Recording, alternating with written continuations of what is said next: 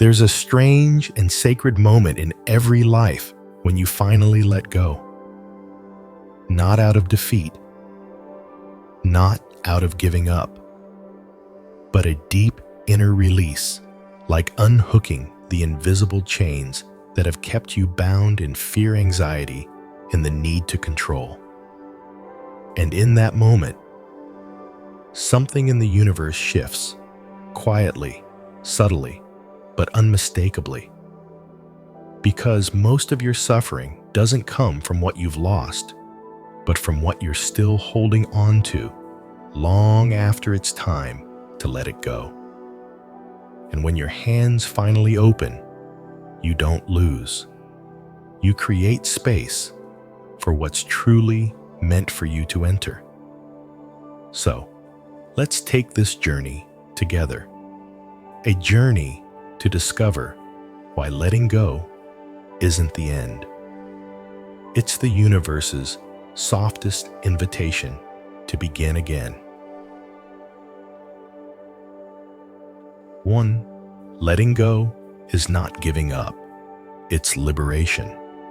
There's a common misunderstanding when people hear the words, let go. They often think of failure, of quitting, of loss. But in the light of Buddhist wisdom, letting go doesn't mean giving up. It isn't weakness. In fact, it's one of the most powerful acts of inner freedom. So much of your pain doesn't come from what's happening now. It comes from refusing to release what has already passed. The relationships that have cracked, but you still cling to. The dreams that no longer fit, but you refuse to rewrite. The roles you once played, but are now too tight, yet you still wear them. The pain isn't in the fact that something ended. It's in the way you grip it, afraid of who you'll be without it. Imagine holding tightly to a rope while the other end is tied to a moving car. The tighter you pull, the more your hands burn. Your skin, tears, your palms bleed, but you tell yourself, I need this. At some point, you must ask, is the pain coming from the rope or from the fact that you won't let go? Letting go doesn't mean you stop caring. It doesn't mean you're cold or indifferent. It means you're giving your soul a way out of prison, out of the grip of anxiety control and unrealistic expectations. People often say, the deeper you love, the tighter you should hold. But the truth is, what you love needs space to breathe. Love, dreams, even your own identity, all require room to be alive. In Buddhism, letting go is never done blindly. It is paired with mindfulness and wisdom. You let go only when you see clearly that holding on no longer serves your peace. You release when you understand that grasping is no longer love, it's fear. Fear of loss, fear of being alone, fear of not knowing who you are without it. Are you holding on to a relationship you know is no longer healthy, but you're afraid of the silence it would leave behind? Are you gripping an outdated image of yourself that once made you proud, but now just exhausts you? Are you chasing a dream that no longer aligns with who you are, just to avoid the judgment of others? If any of that feels true, then maybe it's time to let go. Letting go doesn't mean throwing away. It means allowing things to move. To let what needs to leave, leave. And to let what truly belongs stay naturally without force. When you truly let go, you don't lose. You create an open space. And it's in that space that life can finally enter, where the universe can deliver the gifts you were always meant to receive. There's a beautiful teaching from the Buddha: let what comes come, let what goes go. What remains is you.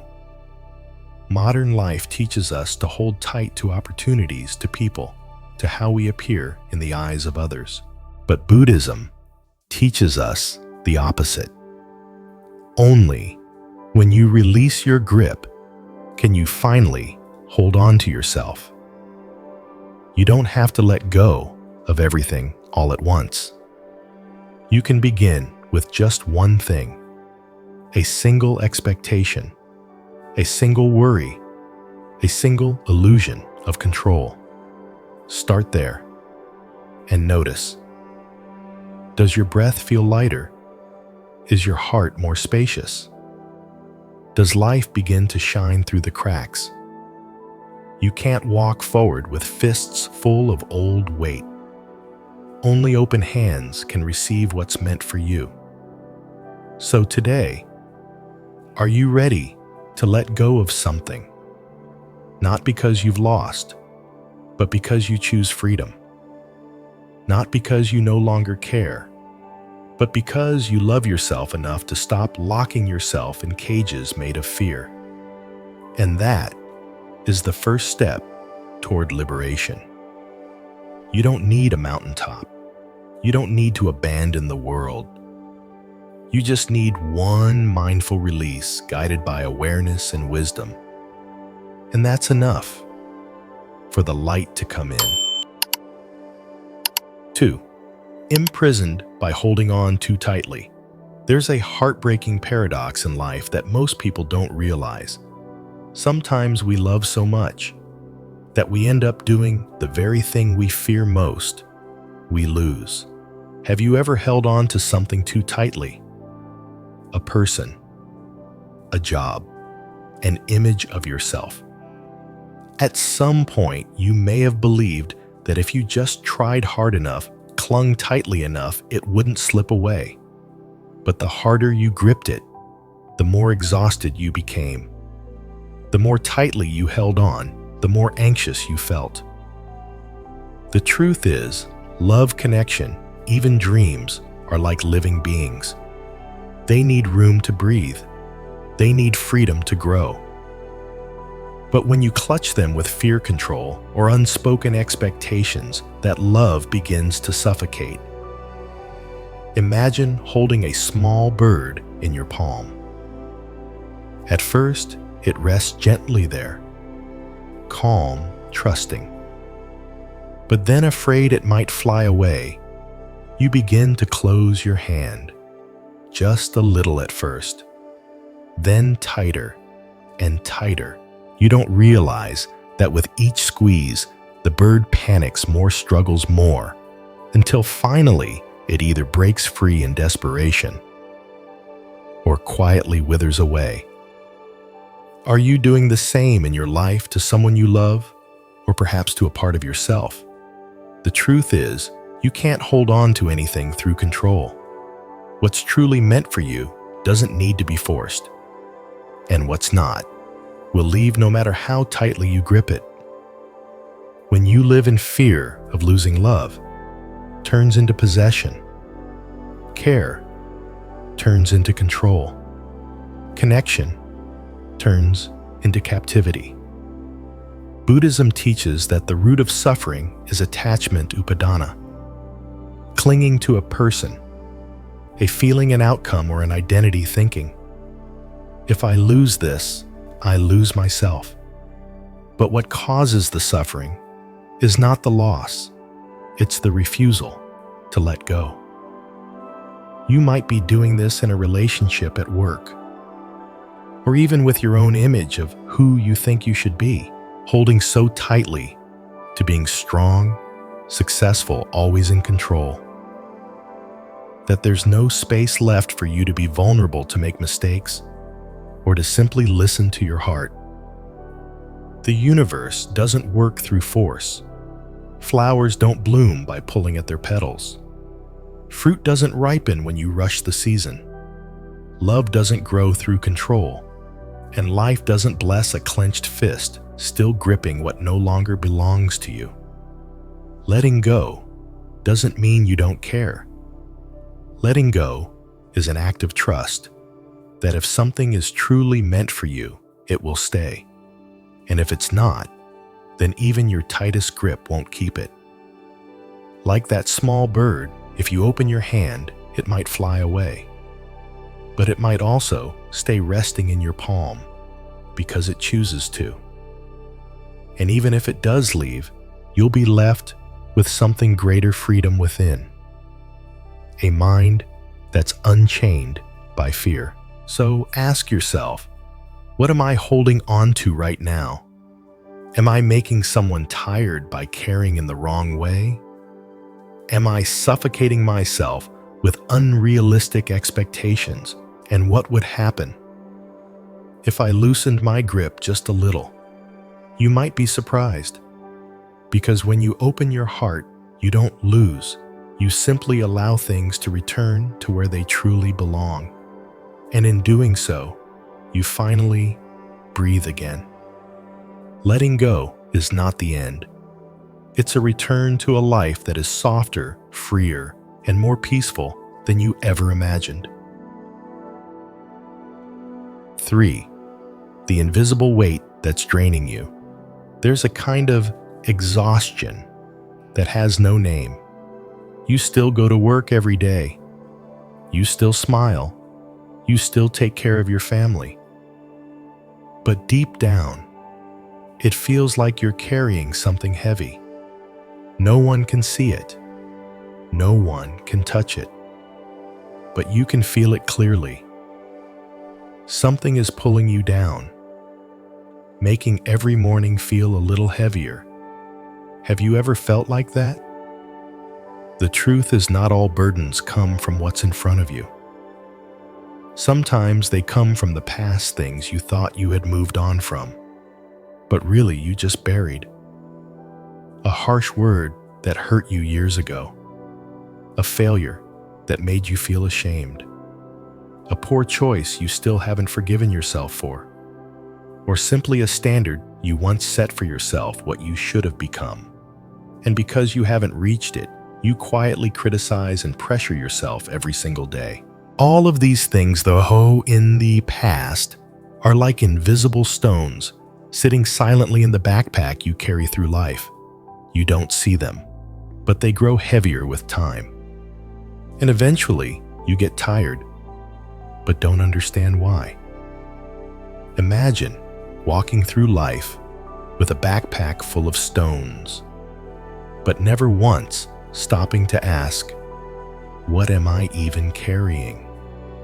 At some point, you need to pause. Take off the backpack, open it, and take a good look. What is this stone? Why is it still here? You might find a stone called regret. Regret for a relationship that didn't work out. Regret for a decision made too quickly. Then another called fear. Fear of failing. Fear of being abandoned. Fear that if you're not perfect, no one will love you. And maybe one labeled expectation, not just from others, but the impossible expectations you placed on yourself, so high and rigid that you haven't felt free to breathe. And when you realize how long you've been carrying all of this, you'll understand your exhaustion. Buddha's teachings offer a subtle truth. Suffering isn't always about what's happening now. Often, it's about how the mind holds on to what already happened.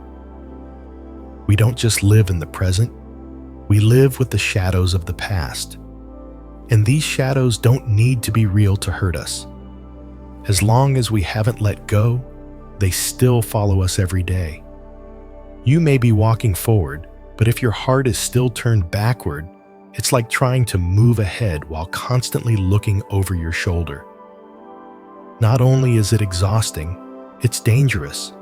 When you can look at yourself and say, I've been carrying this regret for 5 years, and today I'm ready to set it down. That's not forgetting. It's not denying. It's an act of compassion for yourself. You don't have to be strong all the time. You don't have to carry everything to prove your worth. Sometimes, all you need is to pause and ask, is this still worth carrying? Imagine sitting down, opening that invisible backpack. You pick up each stone. You name it. You see it clearly. And you gently set it beside you. One might be the anger I held toward my mother. Another, the shame from something I said long ago. And each time you put one down, your shoulders feel lighter. Your heart feels roomier. Your breath flows easier. Because more often than not, what's draining you isn't your job or other people. It's what you haven't let go of inside. The longer you carry it, the more it feels like a part of you, until you no longer know where you end and the burden begins. And that is the most dangerous part. The Buddha said the one who knows how to let go walks with lightness, not because they've never suffered, but because they've learned not to cling to that suffering too long.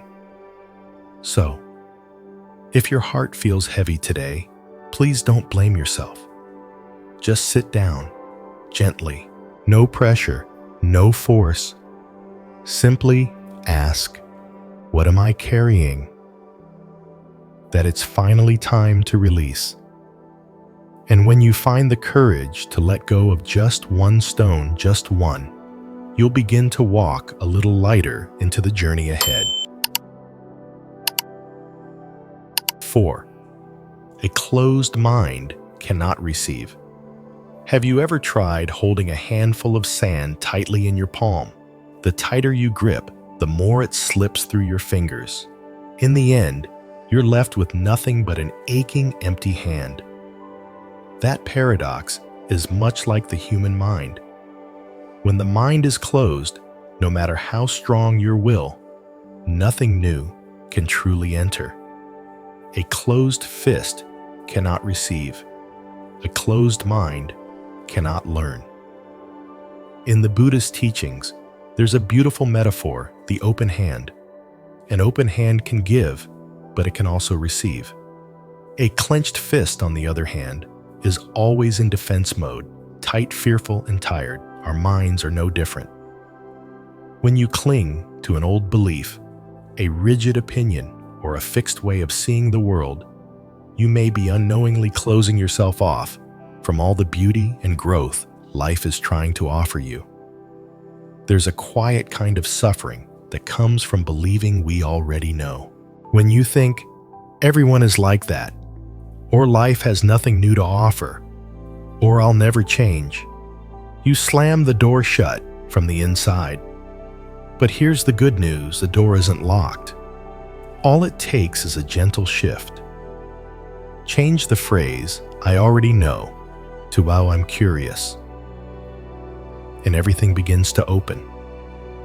Instead of saying, I know they'll hurt me again, try asking, I'm curious, what would happen if I looked at this with fresh eyes? Instead of thinking, I know I'm not capable, try opening up. I'm curious, what might unfold if I simply give it a try?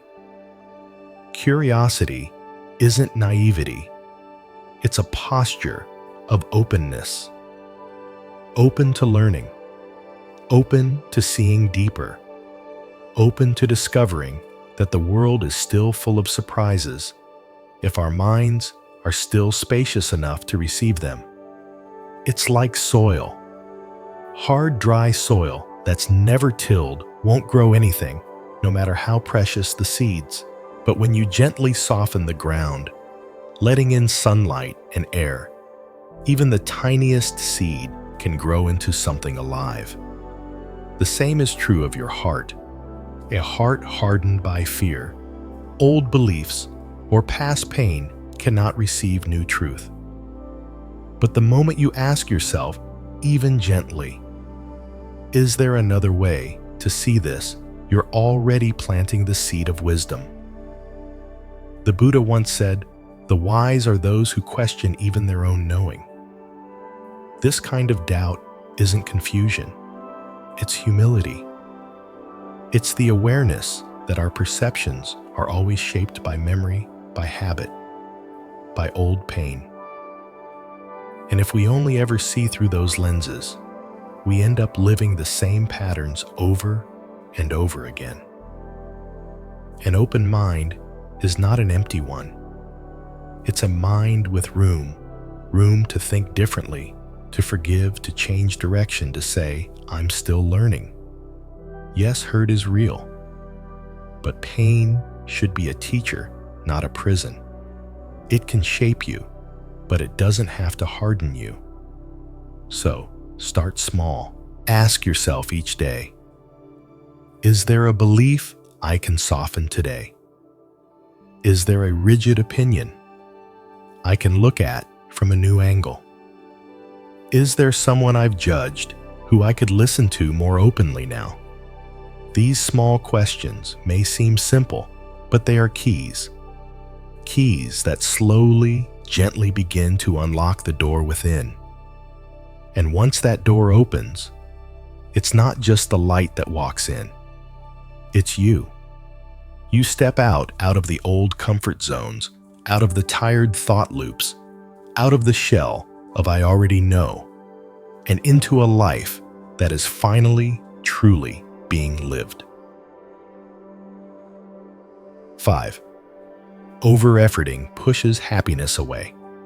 There's a strange paradox most people don't realize. The harder you try to force something, the further it seems to slip away. In today's fast-paced world, we're constantly told to hustle, grind, and fight for what we want. But there's a hidden line. When effort crosses into forcefulness, it stops being powerful and starts becoming destructive. And the more you try to force life, the more life seems to resist you. It's like standing by a flowing river. You don't need to jump in and push the water forward. The current already knows where it's going. Your job is not to control the river, but to trust it. If you place your boat mindfully, keep your hands steady on the oars, and relax just enough, the river will carry you where you're meant to go. In Buddhism, this is called balancing right effort with mindful surrender. Yes, effort matters, but so does knowing when to pause, when to breathe, when to take a step back, because doing more doesn't always mean doing better. Sometimes silence brings more transformation than action ever could. Ask yourself, how many times have you tried to force a relationship to go the way you wanted? How many times have you set impossible expectations for yourself, then suffered when you couldn't meet them? How often have you tried to make something happen, only to see it fall apart? The harder you tried, happiness doesn't come when you chase it to the edge of a cliff. It comes when you open the door and let it walk in. Like a flower, you can't make it bloom by pulling its petals open. You'll only destroy it. A flower blooms when there's enough sunlight, enough water, and enough time. Happiness is the same. It blossoms through gentle care, not force. In meditation, just like in life, things need time to ripen. After you plant a seed, you must let go. Let the seed do its work. Growth. Peace and happiness aren't born from control. They arise from steady care and then trustful release. The world often says, push harder, don't give up. But the Buddha taught something deeper. Sometimes, what you really need isn't to try harder. It's to stop trying so hard. Stop trying to control everything. Stop trying to make people understand you. Stop trying to shape every piece of the future. Stop trying to prove your worth. Instead, live honestly. Be real with what you need. Be real with your exhaustion. Be real with your limits. You don't need to be perfect. You just need to know when to rest. In mindfulness, this is called relaxed awareness, not laziness, but not tension either. It's that middle space where you move with clarity, but without clinging, where you act but don't obsess over the result. Picture this: you're standing beside a gentle stream. You release a leaf into the water. You don't chase it. You don't steer it. You simply watch. And the water carries it exactly where it's meant to go. That's the beauty of aligned action and trust in the natural flow. So if today you feel like you've been trying everything and still feel empty, don't be so quick to blame yourself. Maybe the answer isn't to try more. Maybe it's to exhale deeply. Take a step back and ask, what am I trying too hard to make happen? And if you're brave enough to let go of the pushing, the forcing, the controlling, you might just witness something magical. The very things you were chasing may begin to come to you on their own. Because sometimes, only when you stop pushing does the river finally flow toward you. 6. The stillness after letting go isn't empty. There's a strange feeling that often arises after you let something go from your life. It's not immediate relief. It's not joy or a grand sense of freedom like you imagined. It's quiet, a deep, unfamiliar stillness, almost like emptiness. Have you felt that before? You finally release a relationship you've held on to for too long. You walk away from a job that no longer serves your soul. You let go of a dream you once cherished, but now realize no longer fits who you've become. And instead of feeling better, you find yourself standing in a wide, open space inside your heart. Silent, vast, empty, sometimes a little cold, sometimes a little lonely. Many people call it the void, and out of fear of that emptiness, they rush to fill it with someone new, a new goal, a new job, a new distraction, anything, to avoid sitting with that sudden silence. But you know what? That silence is where life truly begins to grow. In the Buddha's teachings, pausing is never meaningless. Every time you stop, even for a single mindful breath, you create space where healing begins. Picture yourself drawing back a bow. When you release the string, the arrow doesn't fly immediately. There's a tiny, invisible pause between letting go and flight. And in that stillness, all the power is released. Your life is just like that. After you let go of something that had deep roots in your heart, there will be a pause. That pause is not an ending. It's the stillness before transformation. A sacred space where your mind returns to itself, reorders, heals, and prepares for what's next. I call it the fertile stillness. Like a field just tilled, it may look bare, but the soil is breathing. The earth is coming alive again. And even if no shoots are visible, yet new seeds are already cracking open beneath the surface. Can you stay with that stillness? Or will you try to fill it up again too quickly? Staying in the stillness is not easy. No one teaches us how to befriend silence. From childhood, we're trained to stay busy, to do something, say something, think something, But in Buddhism, it's within the not doing that wisdom begins to arise. Look at the moon. It shines only because of the darkness around it. Look at the lotus. It blooms only because it was rooted in the mud. Without emptiness, there's no room for light to enter. Without silence, even music has no melody. So after you let go, if you feel quiet, unanchored, like there's nothing left to hold on to, please don't think something's wrong. Instead, gently bring your palms together and whisper, "This is the phase where my mind is returning to itself." You might feel empty for a few days or a few weeks, maybe longer, but don't rush to fill it. Let that space become your new soil for new seeds, new light, and a new you. The Buddha once said nothing can arise without space, and that space cannot exist if you keep stuffing it with the old. Here's a beautiful practice.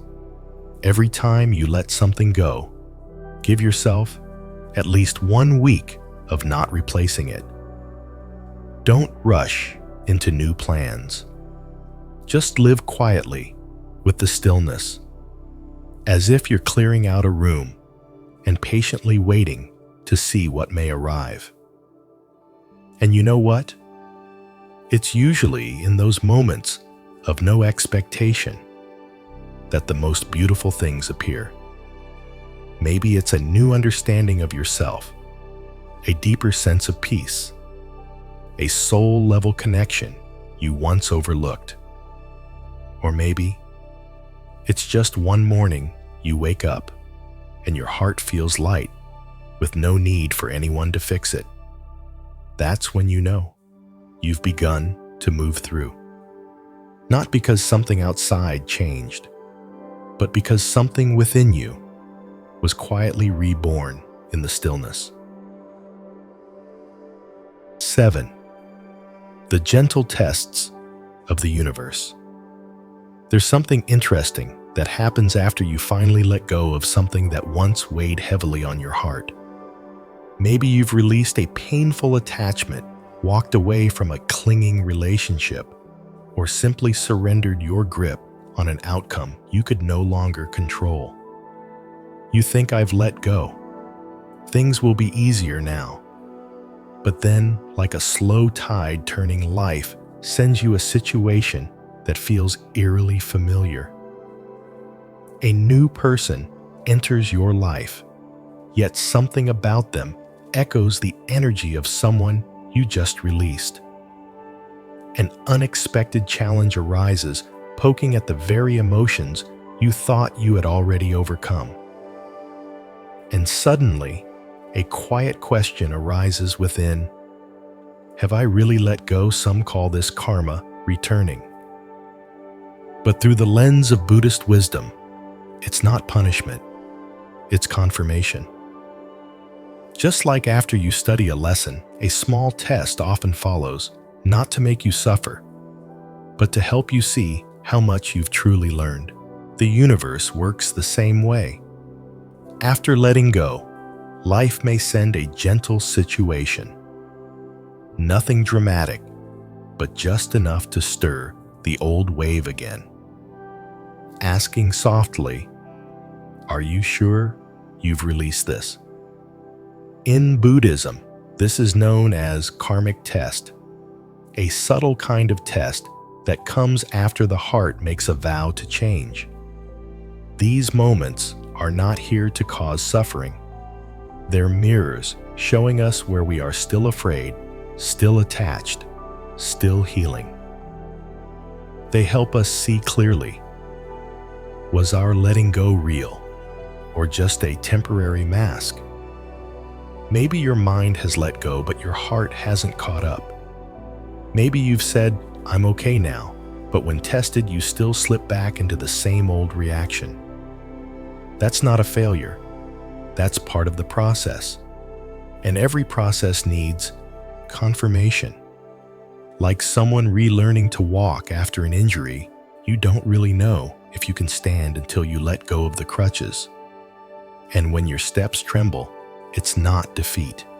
It's the beginning of true freedom.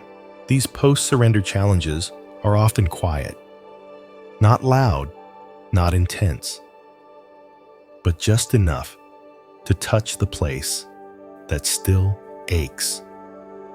And if you're mindful enough, you won't react the way you used to. You'll pause, breathe, observe. You'll start asking yourself, am I reacting or recognizing? Is this the same lesson repeating or a new chance to see it differently? Am I moving from fear or from a new inner trust? If you can answer those questions, you've passed the test.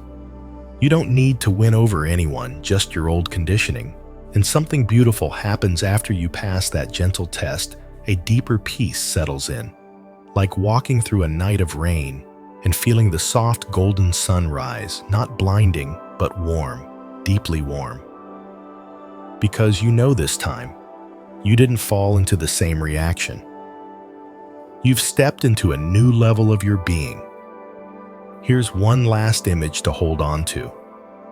Imagine you're standing by the ocean and you've just let go of a heavy stone. The tide recedes. The shore feels exposed and empty. But then the waves return, not to drown you, but to bring you small seashells, hidden gifts you wouldn't have seen if you hadn't released the weight. So, when a test shows up, don't fear it. See it as a gentle greeting from the universe. A quiet whisper asking, are you truly ready to move forward now? And if you can smile, take a deep breath and nod from the heart. Then congratulations, you're walking the right path. 8. Letting go without losing. Many people fear letting go because they believe letting go means losing. They're afraid that if they don't hold on tightly, don't control everything, don't cling to what they love, it will slip away forever. But here's the truth. Letting go doesn't mean losing. Letting go means allowing. It means opening space for what you love to grow freely, naturally, and in the way it was meant to. We live with that fear every single day. We cling to our children, afraid that if we let go, we'll lose connection. We hold on to relationships that no longer serve us because we're afraid of being alone. We chase old dreams long past their time, afraid that if we stop, we'll have nothing left.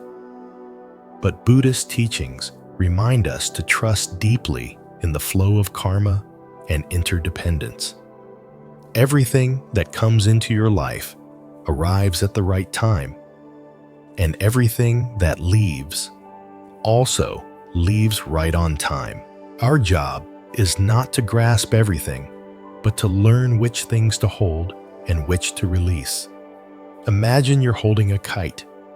The wind is blowing strong. The kite wants to fly higher. If you grip too tightly, it won't rise. But if you loosen your hold, it soars.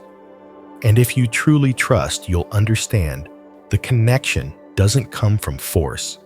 It comes from faith. Letting go isn't cutting the cord. It's expanding the sky. Love works the same way. If you try to keep someone close with controlled doubt and fear, you'll suffocate the relationship. But if you give them space to breathe and be themselves, love can mature. Work is no different. If you try to control every result, every word, every step, you'll burn out. But if you give your best, then release your grip. Life may bring you what's needed for your growth. It might not be what you wanted, but it will be exactly what you need to evolve. Even your self-image. How many people cling to the identity of, I must be strong, I must be perfect. I must succeed. They're afraid that if they let go of that identity, they'll become no one. But the truth is, only when you release the old version of yourself can something new arise. The Buddha said, if it's truly yours, you don't have to hold on. If it's not yours, no matter how tightly you cling, it won't stay. Maybe you've heard this before, but pause. Reflect deeply. What are you holding too tightly right now that's draining your spirit? A person, a dream, an expectation, a memory. If you let go, are you really losing it? Or is it simply transforming into something gentler, more spacious, more free? Some couples find their way back to each other, not because they clung tightly, but because they let go at the right time and grew as individuals. Some people lose what they thought was their dream job, only to find a new path months later that fits them even better. And some hit rock bottom believing their life is over until they finally let go and find themselves again. You see, when you let go, you're not failing. You're giving yourself and life itself a chance to bring in something better. There's nothing truly precious that you can lose if it was meant for you. And if it doesn't return, it was never meant to stay on your path of growth. Letting go is an act of faith, not in others, but in life, in karma, in your own compassionate heart. You don't have to force anything to stay. You only need to keep your heart open so that if it returns, you welcome it with love. And if it doesn't, you still have enough within to move forward. So today, if you're standing at a crossroads trying to decide whether to hold on or let go, just ask yourself, if I let go of this, could it grow? And if the answer is yes, then have the courage to open your hands, not to lose it, but to allow it to rise higher, to allow yourself to become lighter, and to allow life to bring what's next exactly when you're ready. 9. Letting go of control. Welcoming a greater power. There's a common misunderstanding many people carry, that control equals strength. That if we can control every situation, every person, every outcome, we'll be safe, successful, and at peace. But the truth is quite the opposite. Control isn't a sign of power. Control is often a mask for fear. Have you noticed? When we're afraid of losing someone, we try to hold them tighter. When we're afraid of failure, we start micromanaging every step. When we're afraid of getting hurt, we build walls and try to shape everything to our liking. And in doing so, we become exhausted. The reality is, we can't force life to follow our plans perfectly. Why? Because life by its very nature is impermanent. Things change, people change, even our own hearts change, and if we try to make everything stay still, we're going against the current of the universe. Imagine standing under a waterfall, reaching out to catch the rushing water. The tighter you close your hands, the more the water slips through your fingers. But if you simply open your palms, you can feel the water fully peacefully without needing to hold it. In Buddhism, this kind of clinging is called upadana, attachment. It's more than just wanting things to go your way. At the root of it, it's a lack of trust, a fear that if you don't hold on, good things won't come. You might be trying to control your children afraid they'll go down the wrong path if you don't step in.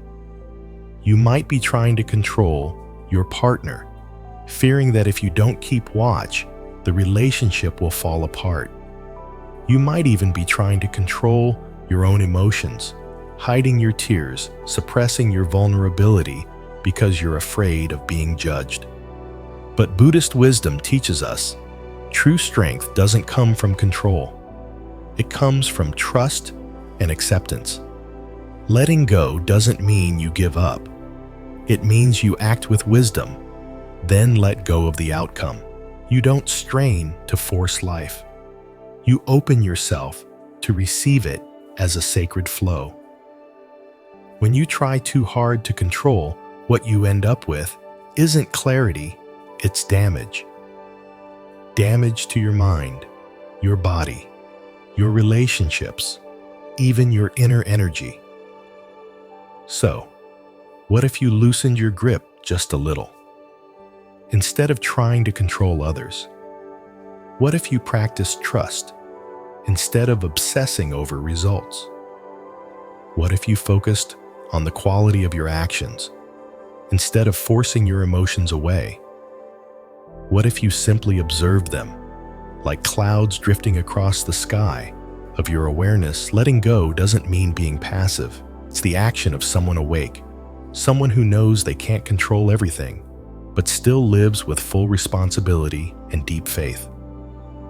Someone who learns to let go is someone returning to themselves, no longer shaken by outside storms. They act without clinging. They live without tension. They love without possession.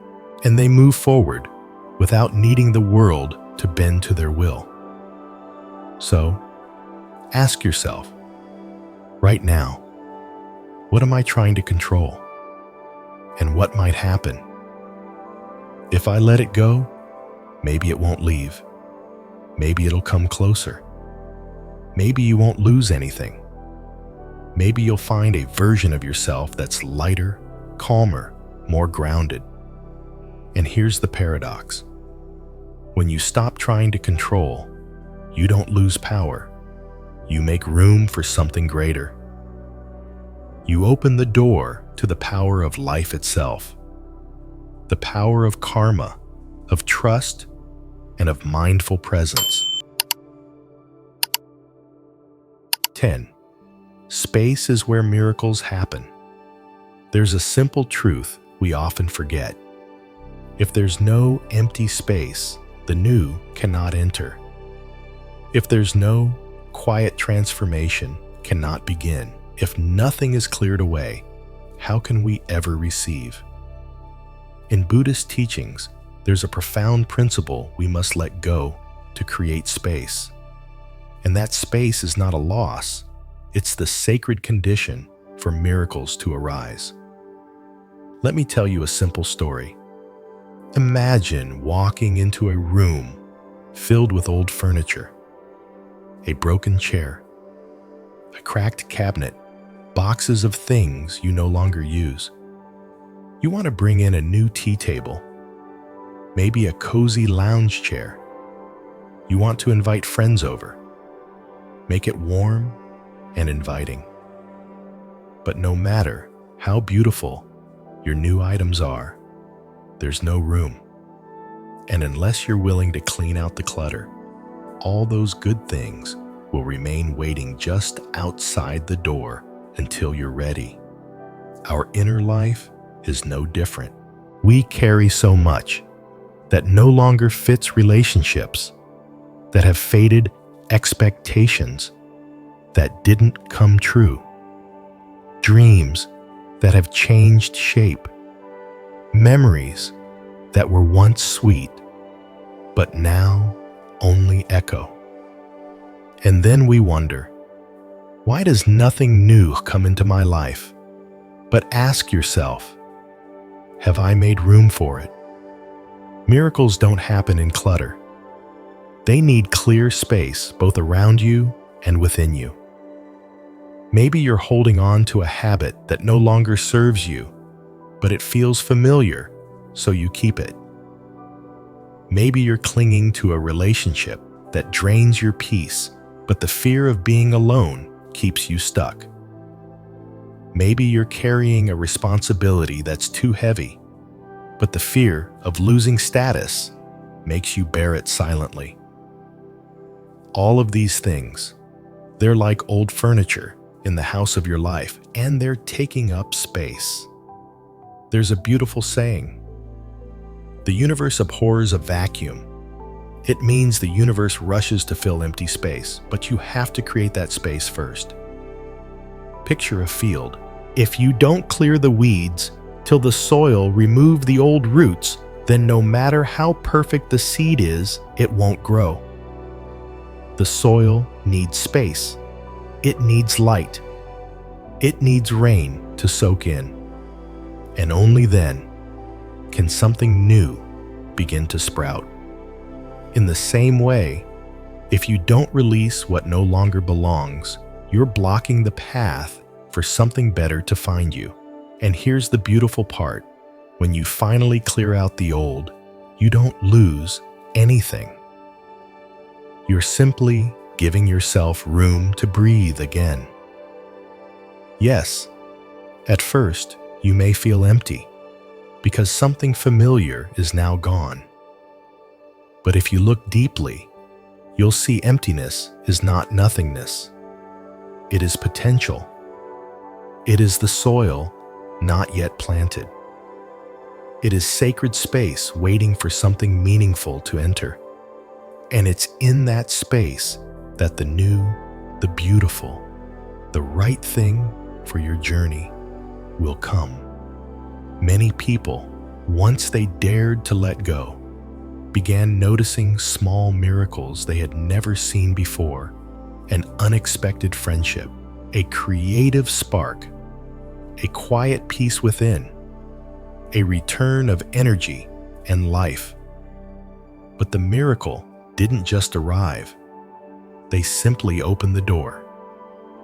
So ask yourself, is there something in your life, your mind, or your heart that you've held on to too long, even though you know it no longer fits? Is something taking up the space where your inner freedom should be? And if you had the courage to clear it away, what might enter? You don't have to do it all at once. Start small. Clean your living space. Write down the emotions you're ready to release. Let go of one habit that no longer brings you joy. Or simply, give yourself 10 minutes a day to sit in silence, not doing, not filling, just being. Because it's in that quiet space that life begins to breathe again. It's in that space that you finally hear your own inner voice. And it's in that space that miracles can enter. 11. Trust the invisible threads. Sometimes life feels like a giant tapestry being woven one thread at a time. And every experience, whether it brings joy or sorrow, excitement or disappointment, is a thread quietly stitched into that greater picture. There are the light-colored threads, a small success, a moment of love returned, a peaceful day in the midst of chaos. And then there are the darker threads, a breakup, a shattered dream, a chapter that feels empty or meaningless. But here's the thing, none of those threads are wasted. Not a single stitch is a mistake. The challenge is, when you're still inside that tapestry, all you can see is the messy back. And the backside of a tapestry, it often looks tangled, chaotic, confusing. You don't understand why something happened. You don't know why you had to take the long way, why it hurt so much, or why you've been waiting for what feels like forever. Have you ever felt that way? Like everything was falling apart. One door closes, someone walks away. Your job doesn't go as planned. Your health takes a hit, and you start wondering, what did I do wrong? Why is my life such a mess? But maybe it's not a mess. Maybe you're just looking at the back of the tapestry. Think of a master weaver. When they're in the middle of weaving, the underside looks like a jumble of knots and random threads. But they know what they're doing. Every thread is placed intentionally, and when it's finished, the front side reveals a beautiful, meaningful design. Life works in the same mysterious way. Some of those tangled threads, they're what give the whole picture its depth. Some of the knots you thought were mistakes might turn out to be the exact details that made everything come alive. The Buddha teaches that everything happens for a reason. Nothing is random. Every person you meet, every challenge you go through, every failure you face, it's all part of your spiritual unfolding. But when you're in the thick of it, it's hard to see. It's like being lost in a forest. You don't know if you're going the right way until you climb a hill and see the whole landscape. Only then do you realize those turns were necessary. That detour saved you from falling off a cliff. That lonely stretch of the path, it gave you time to rest and gather strength. So, when your life feels chaotic, don't rush to conclusions. Instead of asking, "Why is this happening to me?" try shifting the question, "What is this trying to teach me? Is this thread quietly connecting to something deeper? Can I trust this process, even if I can't yet see the whole design?" To trust the invisible threads doesn't mean sitting back and doing nothing. It means living fully, walking forward, even when you don't have all the answers, while holding on to the belief that life never weaves without meaning. Sometimes, you have to lose what you thought was everything to find your true self. Sometimes, someone leaves to make room for the one who was meant to stay. Sometimes, a closed door is just redirecting you to the place where you truly belong. The tapestry of your life is still being woven. You don't need to understand it all right now. Your job is to keep weaving, keep walking, keep living with mindfulness and faith. And one day, when you look back, you'll see that every single thread, even the ones that once felt out of place, were part of something deeply, beautifully connected. So if life feels tangled right now, just take a breath and smile softly, because maybe, just maybe, an invisible thread is being woven into your life right this very moment. 12. Sometimes, let life lead the way.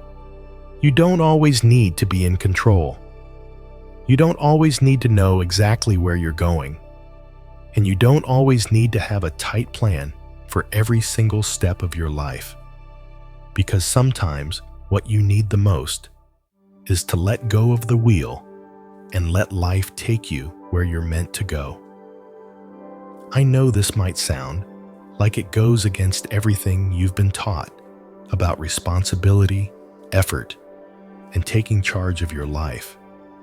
But think about it. How many times have you tried so hard to steer everything, only to watch it all turn out differently than you planned? You carefully designed a relationship, but that person still walked away. You prepared everything for a new job, but it still fell apart. You held tight to a path that felt so right, only to be pushed in a direction you never expected. And then there are those moments when there's simply nothing left to control. No more energy, no more choices, no plan that seems to work.